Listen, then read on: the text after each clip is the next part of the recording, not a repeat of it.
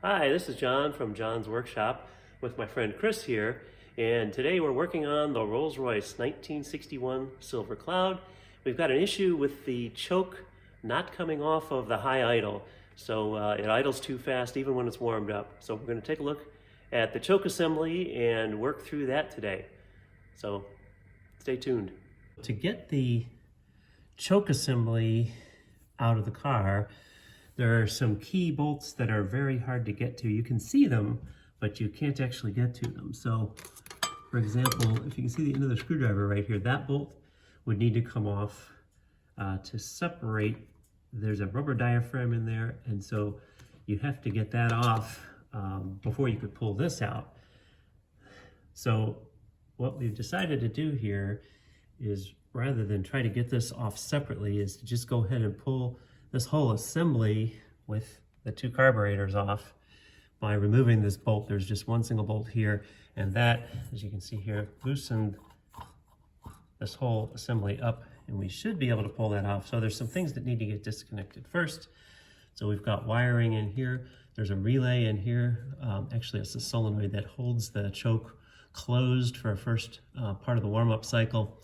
And then we've got these air lines here. You can see this one's loose, and we found that down here at the heat source, this was actually broken. This is the intake, and then it gets pulled into the choke mechanism here, but this comes out of the intake. So this is the clean air supply coming down in here. It goes through the heater coils, and then it comes back through this other line here into the choke housing.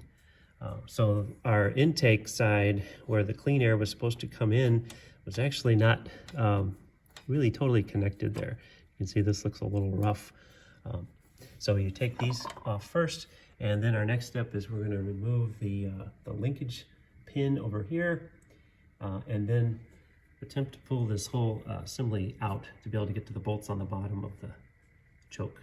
All right, so we also ended up taking off, or at least moving, the coil out of the way, and then the return pipes that come from here, we actually removed that. It's just kind of threaded through here. So we pulled that out of the way, and now we think that this is ready to come out of here. So you can see it's loose, and so we're gonna try to navigate this out of the car so we can get to that choke assembly. We just got the assembly out. It was relatively easy to get it pulled out of there. There were a few hoses that we had to negotiate here from the air conditioning system, but otherwise it just lifted out. This is the solenoid for the choke, and we had to navigate a little bit around this the heater tube here, but otherwise that's what we see. Actually looks relatively clean inside there, and the gasket looks fairly intact. But we're going to do some cleanup on that before we put this back together. This is the underside of the assembly, and you can see there's some hanging sealant here. It looks like at some point maybe somebody thought they had a vacuum leak, and we're trying to seal that up. So with the whole assembly out, we're able to easily separate this choke assembly here. These ducts basically just come right out of here. There, you can see there's an O-ring in there that seals that. You can pull these right out. Originally it was sitting up here like that. So with those off, then this is really only held on here to this flange here. So there's just two nuts on there, which engage these two studs, and now the entire assembly is free. And we're going to clean that up and make sure the adjustments are correct. Okay, so the diaphragm, which one of the things we were going to replace, is under here. We pull this off, and you can kind of see it doesn't look real good in there, but surprisingly, and I've already sprayed this with some penetrating oil, surprisingly this is pretty flexible still, and I was kind of expecting to see this be all cracked and have a hole in it or something. So this may not be part of the issue that we've been having with the choke not really coming off all the way. Okay, so we got the diaphragm out. You can see that here. There's the diaphragm. And it was relatively easy to unscrew that nut, even though it looked kind of rusted. But here's what we found underneath here is there's like this sediment in here, which certainly doesn't seem good. So of course that's going to get all cleaned out as we reassemble this thing. This is the bimetallic spring. Here's the housing, just pulled it off, and you can see some gunk in the bottom there. So this hasn't probably been off maybe since 1961 when this was built, but we're going to do some cleanup in there as well. Okay, so got the spring, bimetallic spring off. This is kind of a tight fit in here. Just take your time while splitting the case off here. It just took a little while, but in the end it came off. We noticed this little hole right here was completely plugged, which passes through from here. So I don't know if that was a problem or not, but we're definitely gonna fix that. And then in here it looks kind of a little bit not that good. There's some aluminum oxide powder. Things don't look like they're maybe moving in here quite as well as we would like. You can kind of get an idea in here too. Things look a little bit rusty. So that's all going to get cleaned up. And then the solenoid here is out, and it looks like it's going to need a little bit of cleanup work here too, but not really too bad. So next step is to just clean all of this stuff, and then we'll reassemble and check clearances and the adjustment. Here's a note when trying to remove this. What I found helpful was to just take a box cutter like this and just tap ever so gently into that gap to try to separate this, and go all the way around, and then spray some penetrating oil in there and go all around again. And this is a good way to get in between these two surfaces without really marring them up. Like if you just jammed a screwdriver in there, that would kind of do some damage. So that's one thing I wanted to mention. The old diaphragm, it almost looked like this brass piece was connected to the rubber diaphragm. It really looks like it was glued on, but it actually is two pieces here. And I just used this box cutter here to separate them. But you're almost convinced that it's a one continuous unit, but these do really come off. But just after years and years of being there, it's almost like they're glued in there. And then this is the new diaphragm here. When reassembling this, you gotta tighten this nut here, and this diaphragm has to be lined up with these holes. So just be real careful. It took me a number of different attempts to make sure when that's tight, it's also lined up with these holes, so you don't get binding in that pin joint at the end of that lever. I'm using this 1/4 inch socket extension to just put pressure on the top of the operating rod there. And so when I push that down, you can see it's kind of hard to see, but it does go down a little bit, not much. But the question is whether that is enough to get the butterfly to kick open sufficiently. So to adjust this, then on the bottom, there's a stop and there's a lock screw here. In trying to adjust the kick diaphragm and the rod here, as I said before, you push down with the rod here on the operating rod there and drive it all the way down until it hits this set screw. And what I found here was that I had to back this off to the point where it wasn't even really contacting the bottom of that rod, and I still didn't quite get the 0.1 inches that is required for the butterfly to be open.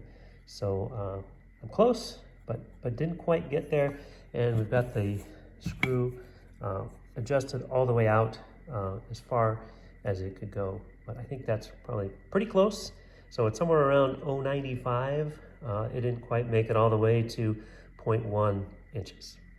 The next adjustment to check is the gap between this little arm here, and this is the solenoid that I've reinstalled here.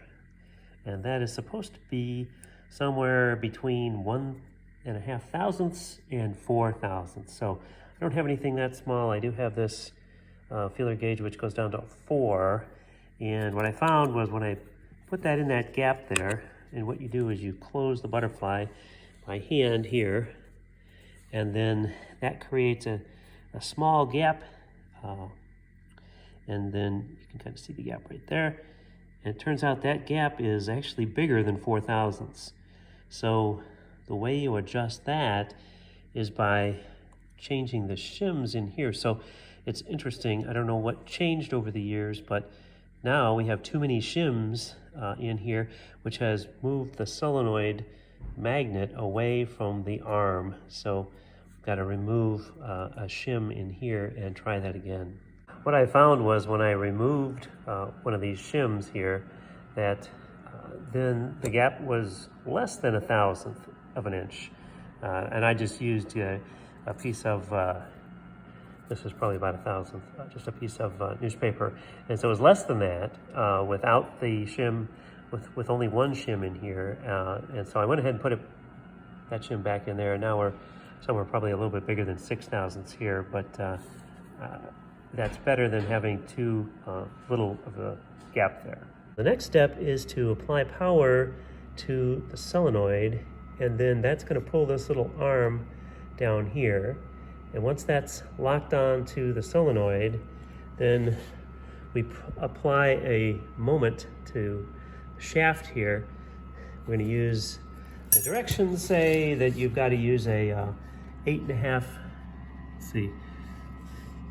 ounce at 2 inches. We're sort of using a makeshift operation here. This is about 2.5 inches out to where this ribbon is compared to the center line here. And then we scaled the weight down. So actually using a wrench here. So this is going to apply that moment to the shaft down here.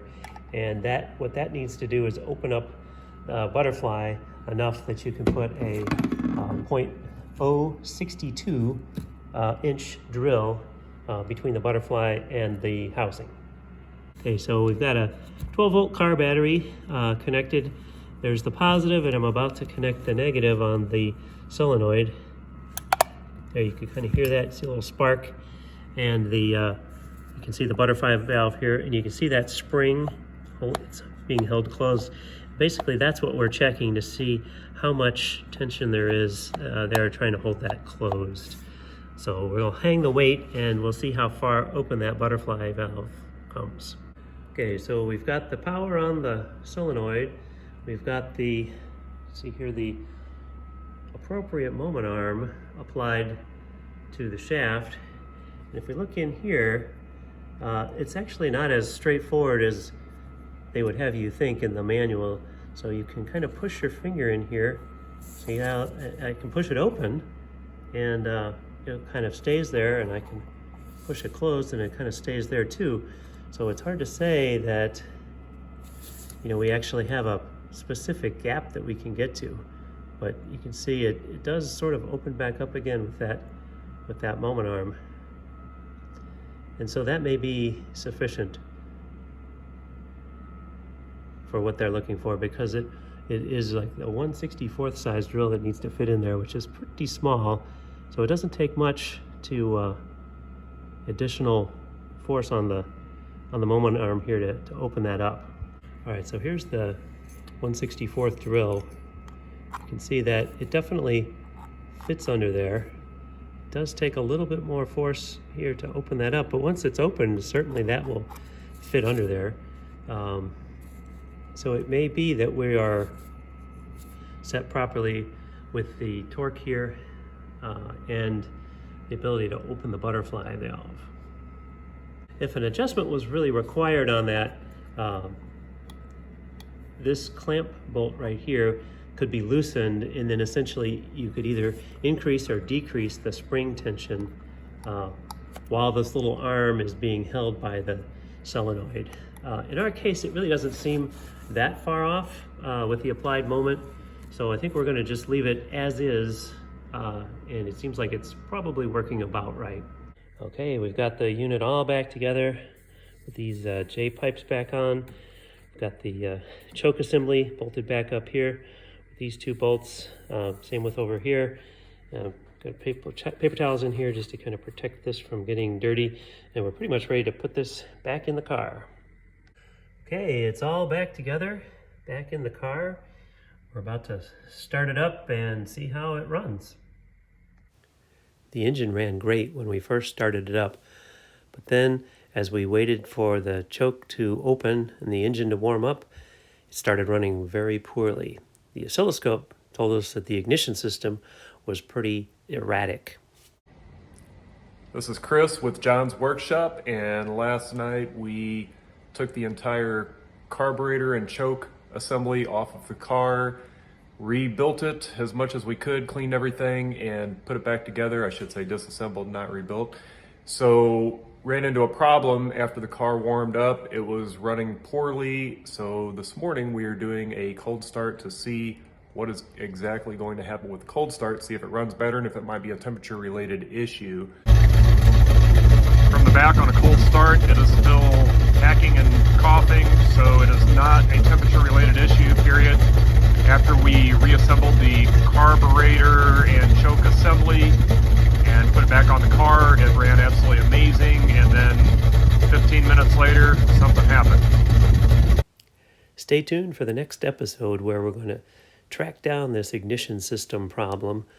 At least now we know that the choke is working properly. Thanks for watching.